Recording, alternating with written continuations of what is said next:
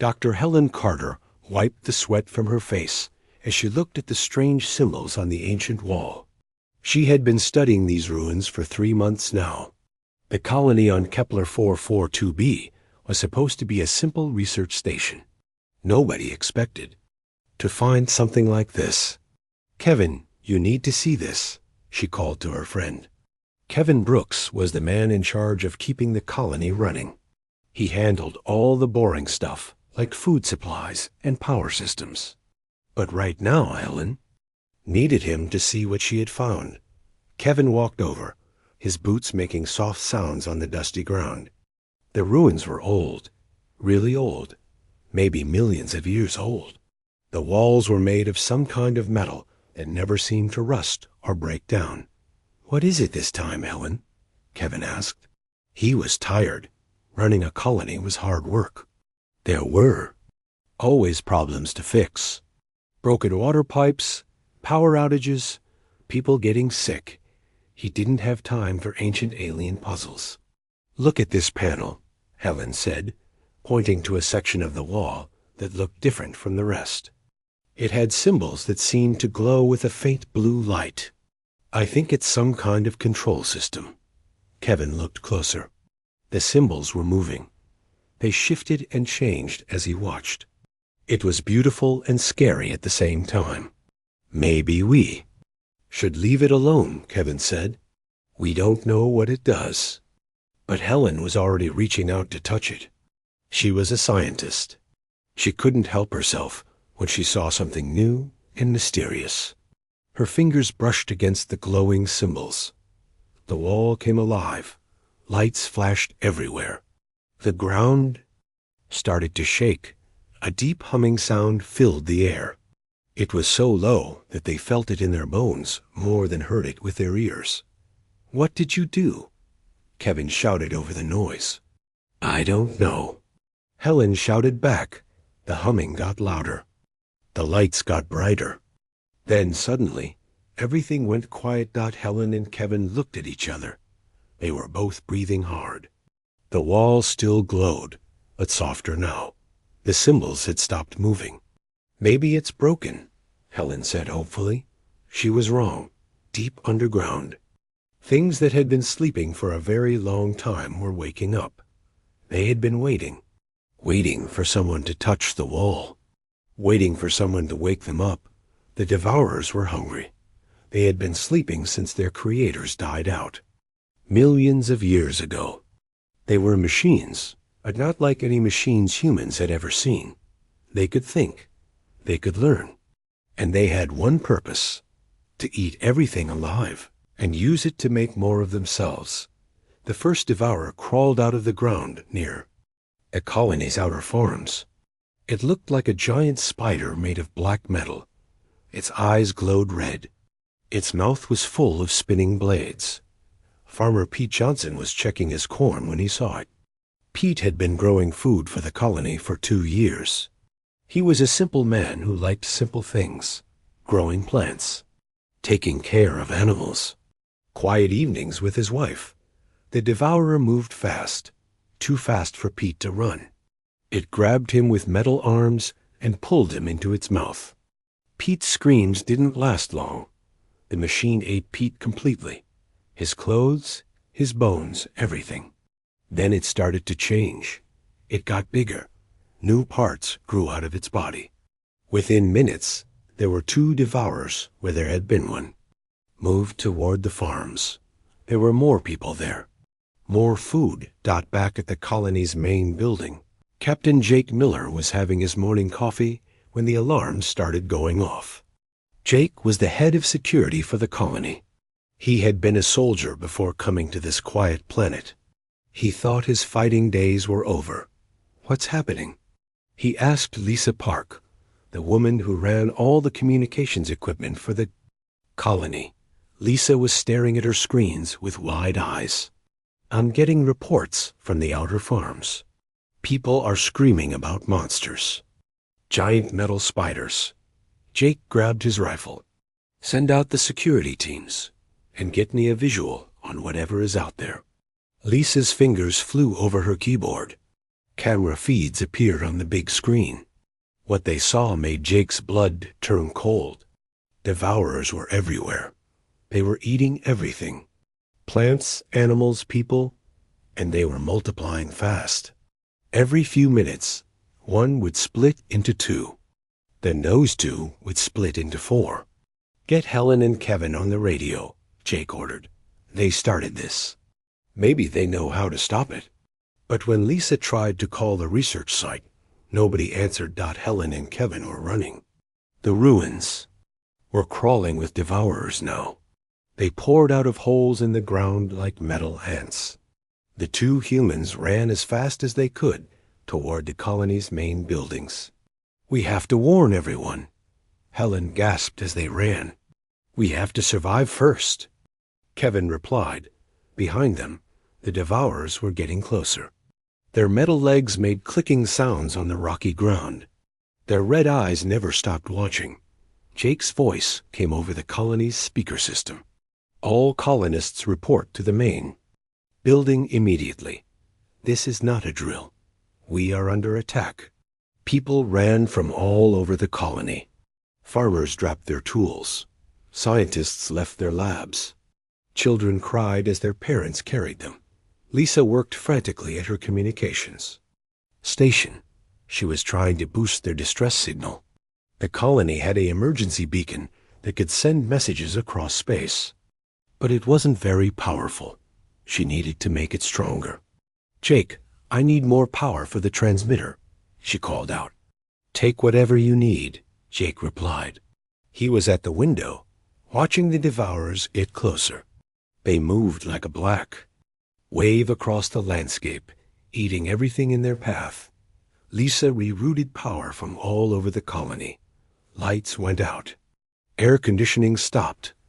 Everything went to the transmitter. She typed a desperate message. "This is Kepler 442b colony. We are under attack by unknown machines. They eat everything alive and multiply rapidly. We need immediate help. Please, if anyone can hear this, we are dying." She pressed send and boosted the signal as high as it would go. The message shot out into space, traveling faster than light toward distant stars. "Message sent," Lisa reported. "But I don't know if anyone will get it in time." Jake looked at the approaching wall of metal death. They better hurry. The devourers had reached the colony's outer buildings. Jake could hear them tearing through walls like they were made of paper. Soon they would be inside, got the colonists huddled together in the main building. Parents held their children. People prayed to whatever gods they believed in. Everyone wondered the same thing. Would help come in time? Out in space, the distress signal spread in all directions. It reached peaceful aliens who were afraid to fight. It reached warrior aliens who thought the battle was already lost. And it reached humans who had never learned how to give up. The distress signal from Kepler 442b reached the Corvin Empire first. Admiral Veltar was having his morning meal when his aide brought him the message. The Corvins were warriors. They had the biggest space fleet in the galaxy. Everyone feared them. Veltar read the message 3 times. His face got darker with each reading. "Devourers," he said quietly. The word made his aide step back in fear. "Sir, what are your orders?" The aide asked. "Orders?" Veltar laughed, but it wasn't a happy sound. "My orders are to stay as far away from that planet as possible. And if the devourers spread, we glass the entire system." "Glass it, sir?" "Burn it all. Every planet, every moon, every rock. The devourers cannot be allowed to spread. Better to kill everyone than let those machines reach other worlds." The aide looked shocked. "But sir, there are innocent people on that planet." "There are innocent people on 1,000 other planets," Veltar replied. "I will not risk them all to save a few." On the peaceful world of Zephyr Prime, Elder Minska received the same message. The Zephyrians were different from the Corvins. They loved peace and learning. They had not fought a war in over 1,000 years. Minska called together the Council of Elders. They sat in a circle and discussed the message for hours. Their voices were soft and calm, even when talking about terrible things. "We must help them," said Elder Wispara. "It is the right thing to do." "But how?" asked Elder Gruntal. "We have no weapons that can fight the Devourers. Our ships are made for exploration, not war." "We could evacuate some of them," suggested Elder Keshini. "Save who we can and then run." Minska nodded slowly. "That may be all we can do. I will send 3 ships. They can take perhaps a few hundred people." "And the rest?" asked Wispara. Nobody answered. They all knew what would happen to the rest. The Nexus Federation got the message too. They were traders and business people. Everything they did was about making money. Their leader, Director Walsh Prime, looked at the message and immediately started calculating costs. How much would it cost to mount a rescue operation? He asked his computer. The computer thought for a moment. Estimated cost, 7 billion credits. Estimated chance of success, 12%. Estimated value of rescued colonists, 400,000 credits. Director Prime shook his head. Not profitable. Send our regrets and a nice sympathy message. But the message didn't just reach the big galactic powers. Far out on the edge of space, a human ship picked up the signal. Captain Ryan Walsh was drinking coffee in his small ship's tiny kitchen when the message came through. The ship was called the Aurora. It wasn't big or fancy. It was an exploration vessel with a crew of 43 humans. Ryan read the message and felt something twist in his stomach. People were dying. They were asking for help. That was all he needed to know. "Amy, get me the communication officer." He called to his second-in-command, Amy Stone. Wait, that wasn't right. Amy Stone was the captain of another ship, the Iron Will. Ryan's second-in-command was Lieutenant Ben Carter. "Ben, get me Lisa on communications," Ryan said. "Already here, Captain," said Communications Officer Lisa Wright. She had been monitoring all the emergency channels. That was her job. "Send a message to every human ship in this sector," Ryan ordered. "Tell them we have people in trouble and we're going to help." "Sir," Ben said carefully, "we don't know anything about these Devourers. Shouldn't we get more information first?" Ryan looked at him. "People are dying, Ben. That's all the information I need." Within an hour, Ryan had responses from 11 other human ships in the area. Captain Amy Stone of the cargo hauler Iron Will was the first to answer. "Ryan, you crazy fool," her message said. "Of course we're in. When do we leave?" Commander Luke Hayes of the stealth ship Ghost Runner was next. "I've got weapons and a crew that knows how to use them. Count us in." One by one, the other ships agreed to help. They were cargo haulers, mining ships, survey vessels. None of them were warships. But they were all crewed by humans, and humans didn't abandon people in trouble. News of the human response reached the galactic powers quickly. On the Corvin flagship, Admiral Veltar received a report from his intelligence officer. "Sir, the humans are mobilizing a response fleet." Veltar frowned. "How many ships?" 12, sir." Veltar almost laughed. 12 ships? Against the Devourers? They'll be destroyed in minutes. Should we warn them off, sir? "Let them go," Veltar said. "Maybe they'll buy us some time to prepare our defenses." On Zephyr Prime, Elder Minska also learned of the human response. "How interesting," she said to her aide. "The humans are going to fight." "Will they succeed, Elder?" "No," Minska said sadly. "But perhaps their sacrifice will mean something."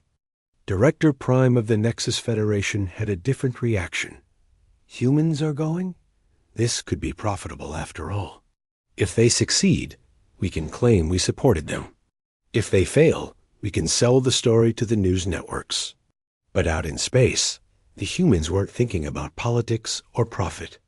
They were thinking about the people on Kepler 442b who were going to die if nobody helped them. Ryan stood on the bridge of the Aurora and looked at the tactical display. 12 ships against an enemy that had made the mighty Corvan Empire back down. His crew was looking at him, waiting for orders. "Sir," said Navigation Officer Tom Gray, "it's a 3-day journey to Kepler 442b at maximum speed." "Then we better get moving," Ryan said. "Set course and engage engines." "Sir," Ben said quietly, "what if the other species are right? What if this is suicide?" Ryan thought about that for a moment. Then he smiled. "Ben, my grandfather once told me something. He said that sometimes you have to do what's right, even when it's stupid. Especially when it's stupid." The human fleet left their patrol area and headed toward Kepler 442b.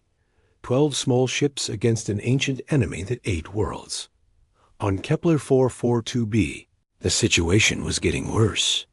Jake Miller had managed to get most of the colonists into the main building, but the Devourers were everywhere now. They had eaten the outer farms completely. The buildings were gone. Even the ground had been stripped away. Helen Carter and Kevin Brooks had made it to the main building. They were trying to help. Lisa Park boosted the distress signal even more. "I need to know how you activated them," Lisa said as she worked. "Maybe there's a way to turn them off." "I just touched the wall," Helen said. "I didn't mean to wake them up." "Well, touching random alien technology is how we got into this mess," Kevin said. He was angry and scared. "Maybe touching more alien technology will get us out. The ruins are overrun now," Jake said from his position at the window. "We can't get back there." Lisa managed to boost the signal again.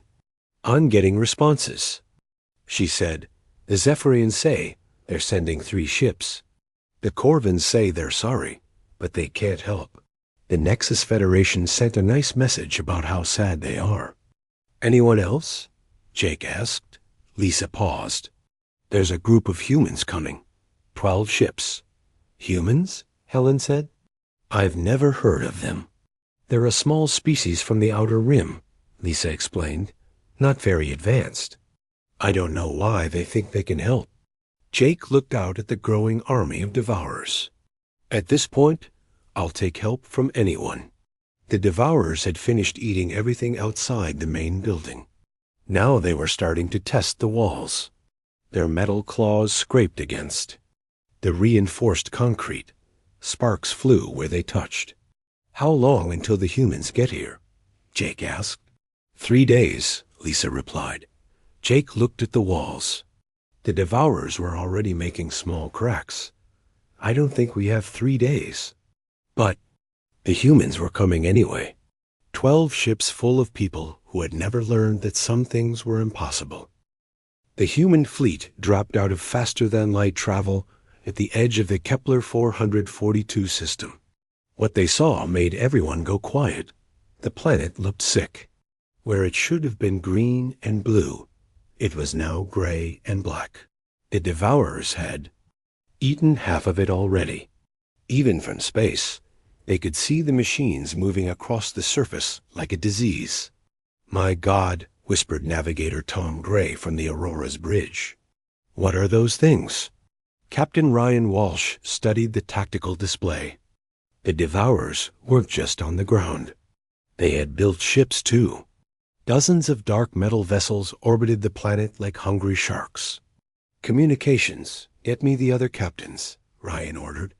Within minutes, all 12 human captains were on a video call. Captain Amy Stone looked grim. Commander Luke Hayes was checking his weapons. The others looked scared but determined. "All right, people," Ryan said. "Here's what we're looking at. The colony is still transmitting from the main settlement. There, surrounded but still alive. The problem is getting to them. Those Devourer ships will tear us apart before we reach the planet," said Captain Nina Rodriguez, of the small courier ship Falcon. Her ship was fast, but had no weapons. "Not if we're smart about it," Luke Hayes said. His ship, the Ghost Runner, was built for sneaking around. "I can jam their sensors for a few minutes. Give you time to get through." "And then what?" asked Captain Carl Thompson of the mining ship Digger. "We can't fight those things in space. We don't have warships." Ryan looked at each face on his screen.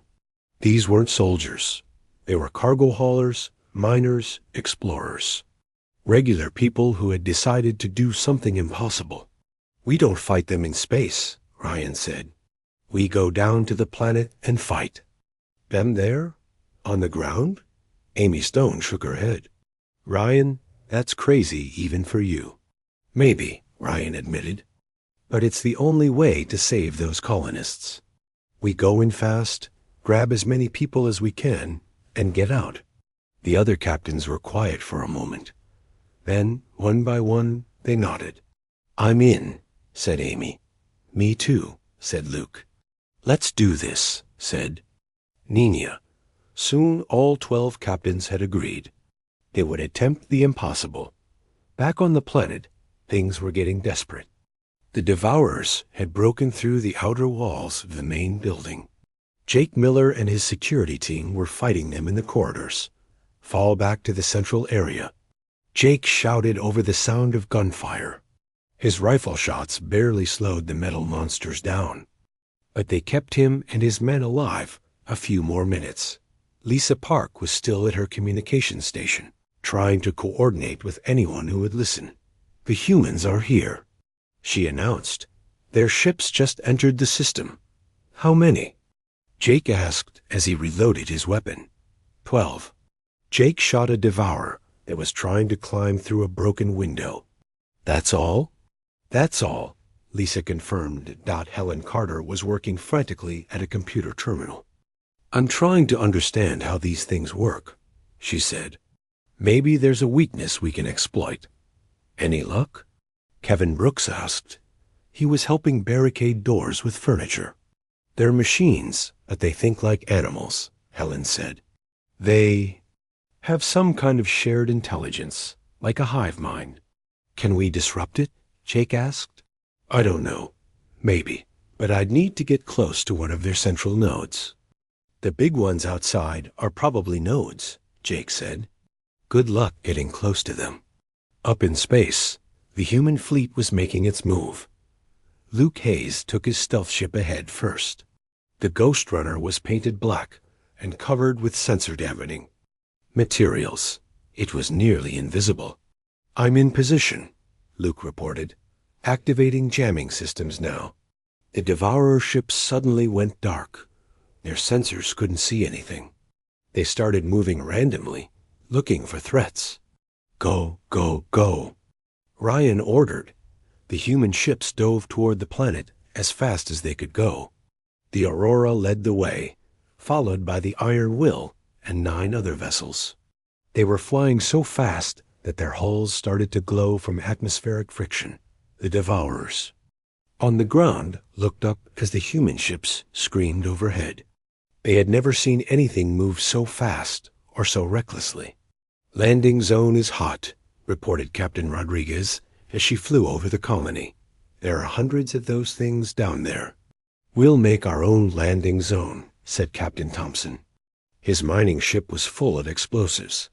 "Stand back, everyone." The Digger came in low and fast. Thompson dropped every mining charge he had right in the middle of the Devourer army. The explosions were so big they could be seen from orbit. "Landing zone cleared," Thompson announced cheerfully. The other ships landed quickly. Humans poured out carrying weapons, medical supplies, and anything else they thought might be useful. They weren't soldiers, but they were determined. Sergeant Beth Collins led the first rescue team. She had been a Marine before joining the Aurora's crew. "We need to reach that building," she shouted, pointing to where the colonists were trapped. Engineer Tom Gray was right behind her, carrying a toolbox full of improvised weapons. "I've got some surprises for these metal bugs," he said. The Devourers attacked immediately. They moved like liquid metal, flowing around obstacles and striking from unexpected angles. But the humans didn't fight like the Corvins or the Zephyrians.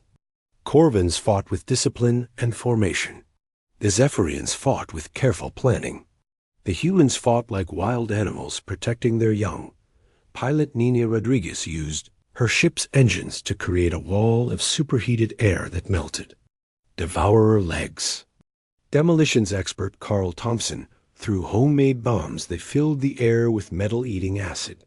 Engineer Katie Morgan had turned her portable coffee maker into some kind of electromagnetic weapon. "These humans are insane," observed a Devourer. Scout unit as it uploaded data to the hive mind. "They weaponize everything, even their cooking devices." Dr. Frank Ellis was the Aurora's science officer. He had been studying the Devourers as the battle raged. "I found something," he shouted over the noise of combat. "What is it?" Ryan asked. He was firing a shotgun at a Devourer that looked like a metal spider. "They can't process human emotional chemicals," Frank said. "When we get scared or angry, we release chemicals that confuse their sensors." "So being terrified actually helps?" asked Amy Stone. She was using a crowbar to smash Devourer components. "Exactly, but it works better with certain emotions. Fear helps, but rage works even better." The humans looked at each other. Then they looked at the Devourers that were trying to eat innocent colonists. They got very, very angry. The battle turned into something the galaxy had never seen before. Humans armed with mining equipment, kitchen utensils, and pure fury tore through the Devourer ranks. When Marine Private Danny Clark ran out of bullets, he started using emergency flares like spears. When his flares ran out, he grabbed industrial glue and started gumming up Devourer joints. The Devourers had conquered 1,000 worlds. They had eaten civilizations that were millions of years older than humanity. But they had never encountered anything like this. The humans didn't just fight the Devourers. They insulted them too. "Hey, metal brain," shouted Engineer Morgan as she hit a Devourer with an electrified wrench. "Your mother was a toaster." "Come on, you oversized can opener," yelled Thompson as he threw another bomb. "Is that all you got?" The Devourer's hive mind was getting confused. These creatures were supposed to be prey. Prey didn't act like this. Prey ran away. Prey begged for mercy. These humans were having fun. "We're through," Beth Collins announced. Her team had blasted a hole in the building's wall. Colonists started pouring out, carrying injured people and whatever supplies they could grab. "Get them to the ships," Ryan ordered. "We're not staying here any longer than we have to." But as the evacuation began, the Devourers regrouped. The big ones, the node units that Helen had talked about, started moving toward the human position. Each one was the size of a building and covered with weapons. "Oh, that's not good," said Tom Gray as he watched the massive machines approach. "Time to go," Ryan announced, but they had a problem. There were over 2,000 colonists, and the human ships could only carry about 800 people. "We'll have to make multiple trips," Amy Stone said. "We don't have time for multiple trips," Jake Miller replied. He had joined the humans outside and was helping coordinate the evacuation. "Those big ones will be here in minutes." Ryan looked at his fellow captains. He could see the same thought in all their eyes. They were going to have to make a choice. "Load. The children first," Ryan said quietly. "Then the injured. Then everyone else we can fit. And the rest?" Jake asked. Ryan picked up his rifle and checked the ammunition. "The rest fight with us until we can come back for them." The other humans nodded.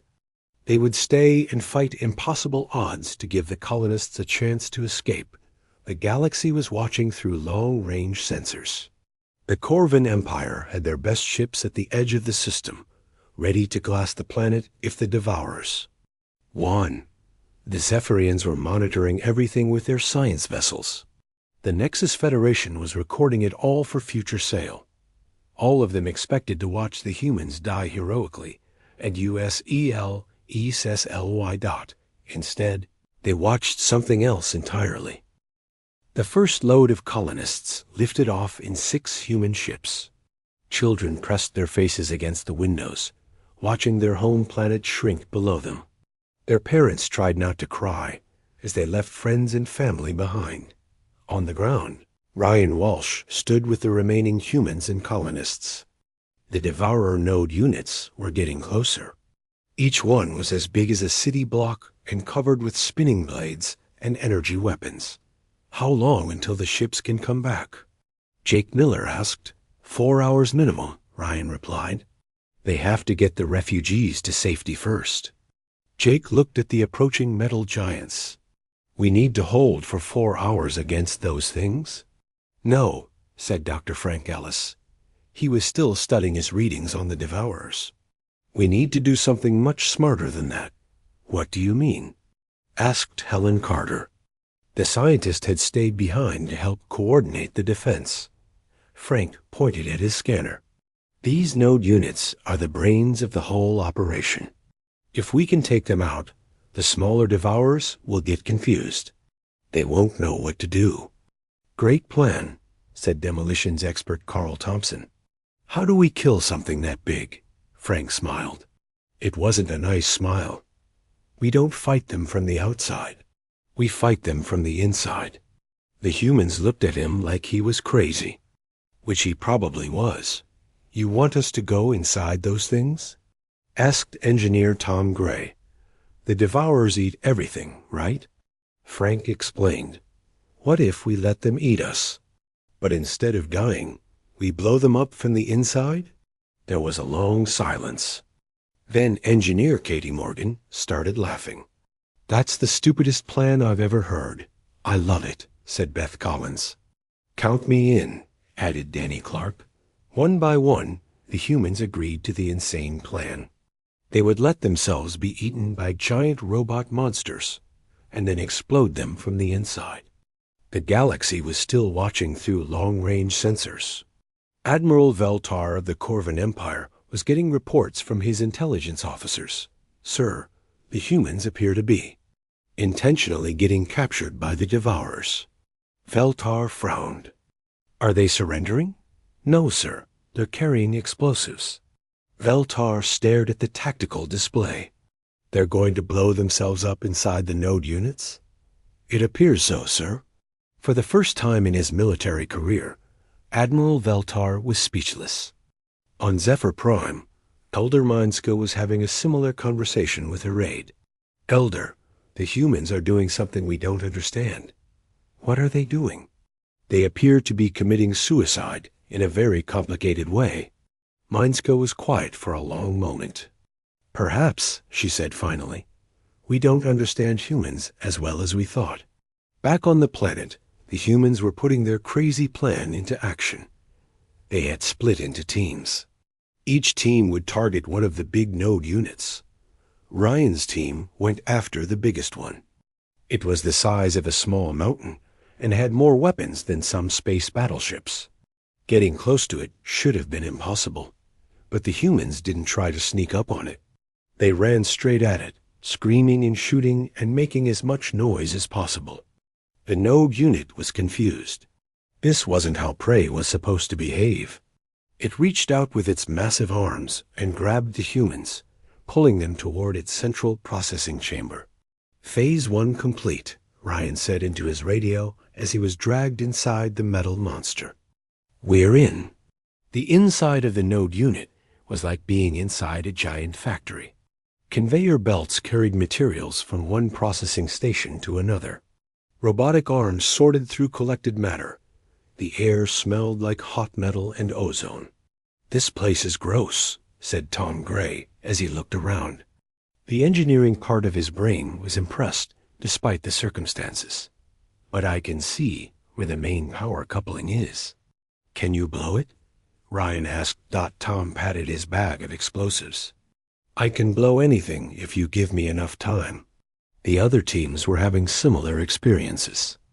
Katie Morgan's team had been swallowed by a node unit that looked like a giant worm.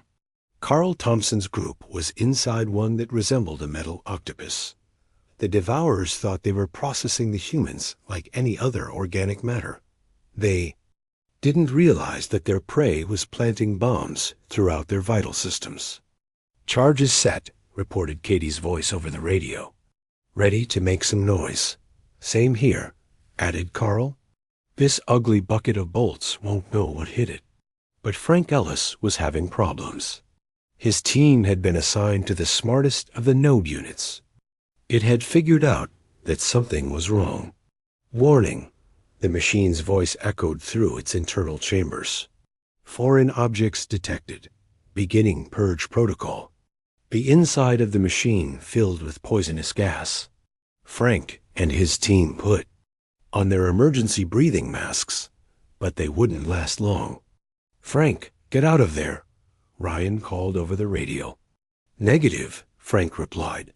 "This one's too smart. If we don't take it out, it'll warn the others. We'll find another way." "There is no other way." Frank's voice was calm. "Tell my wife I love her." Frank Ellis had been a scientist his whole life.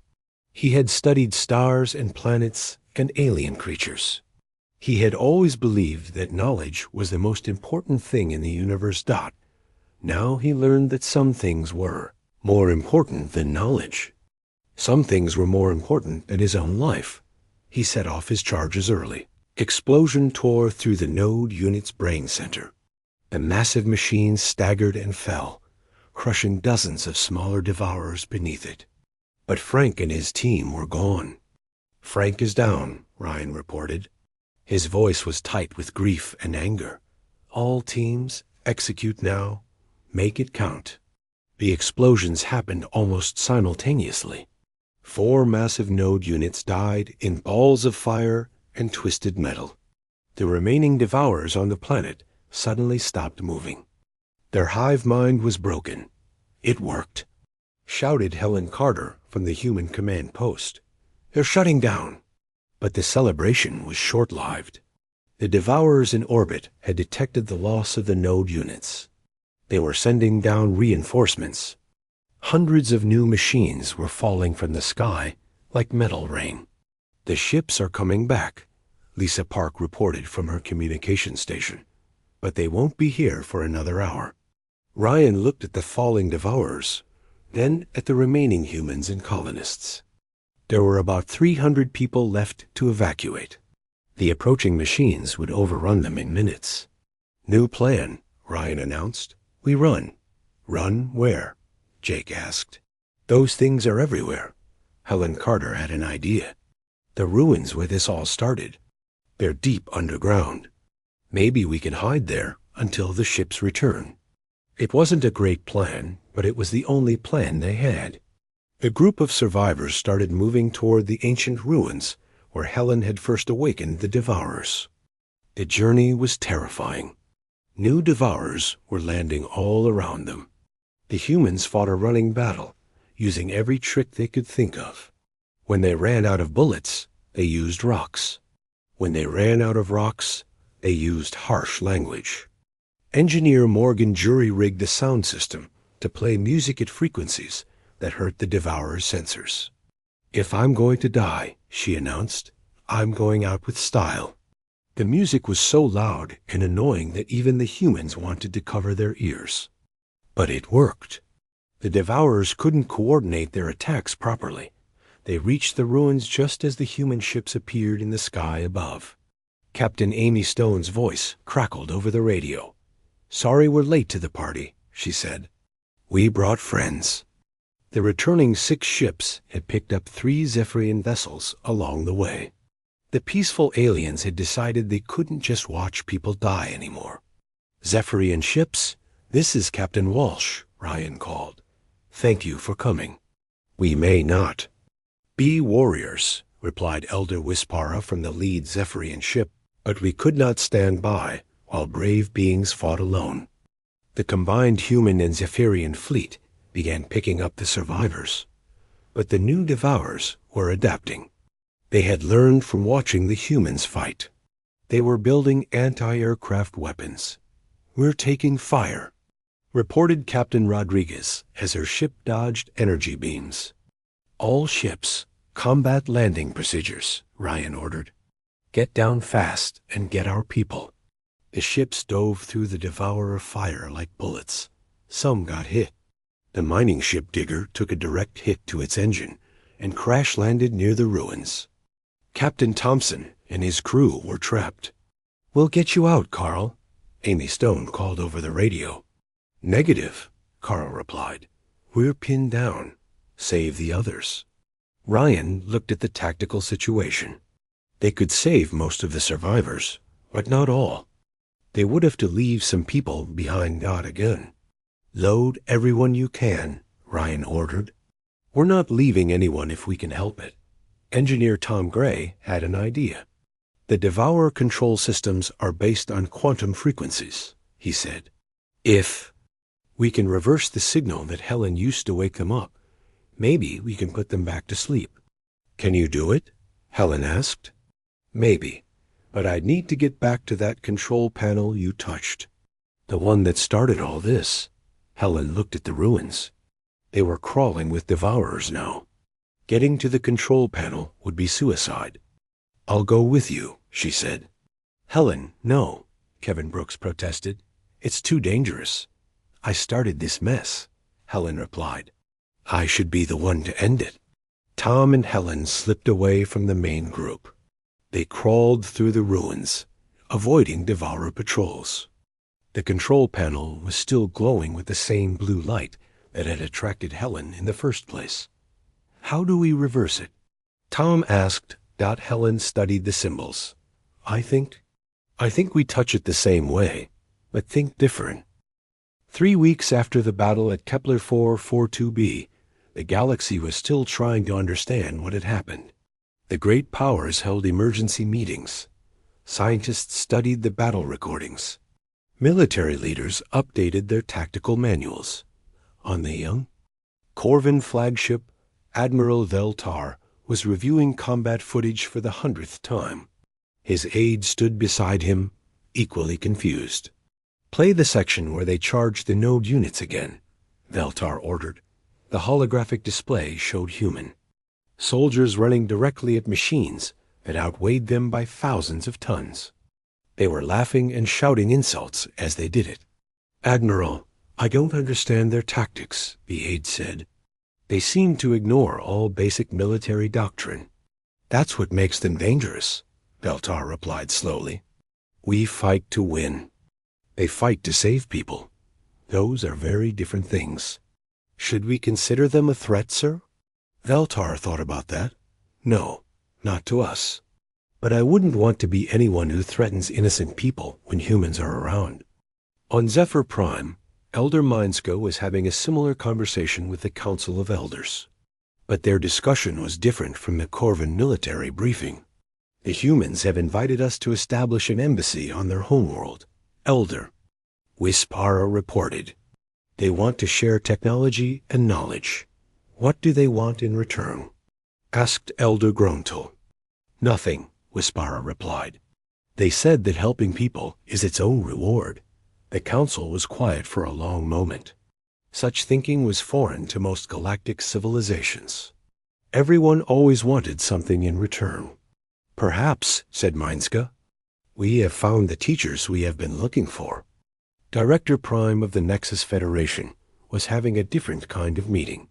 His entire board of directors was arguing about the human situation. "We need to establish trade relations immediately," said one director. "Any species that can defeat devourers must have valuable technology." "But they don't seem interested in profit," complained another. "How do we negotiate with people who don't want anything?" Director Prime was studying economic projections. "We offer them what they do want: transportation for their rescue operations, supplies for disaster relief. We can make money helping them help others." "Brilliant, sir. Profit through compassion." "The humans seem to have made compassion profitable," Prime mused. "Perhaps we can learn from that." Meanwhile, the human fleet had returned to their home sector. Captain Ryan Walsh was sitting in his small cabin aboard the Aurora, writing his official report. It was hard to put into words what had happened. Knock on his door interrupted his thoughts. "Come in," he called. Dr. Helen Carter entered. She had recovered from her ordeal with the alien control panel, though she still looked tired. "Captain, I wanted to thank you." "Thank me for what?" Ryan asked. "For coming when we called for help. For not giving up on us." Ryan smiled. "That's what people do, Helen. When someone needs help, you help them." "Not everyone thinks that way," Helen said. "The Corvins were ready to destroy the whole planet. The Zephyrians wanted to save a few hundred people at most. You saved everyone." "We lost some good people doing it," Ryan said quietly. He was thinking about Frank Ellis and the others who hadn't made it home. "Frank knew what he was doing," Helen said. "He told me once that the best way to honor knowledge is to use it to save lives. That's what he did." Ryan nodded. "He was a good man." There was another knock on the door. This time it was Communications Officer Lisa Wright. "Captain, you need to see this." Ryan and Helen followed Lisa to the bridge. The main screen showed dozens of message icons from all over the galaxy. "Sir, we're getting requests for help from everywhere," Lisa explained. "Mining colonies under attack by pirates. Research stations dealing with equipment failures. Refugee ships that need escort through dangerous space." Ryan looked at the list of requests. There were more than his small fleet could handle. "How many other human ships are in this sector?"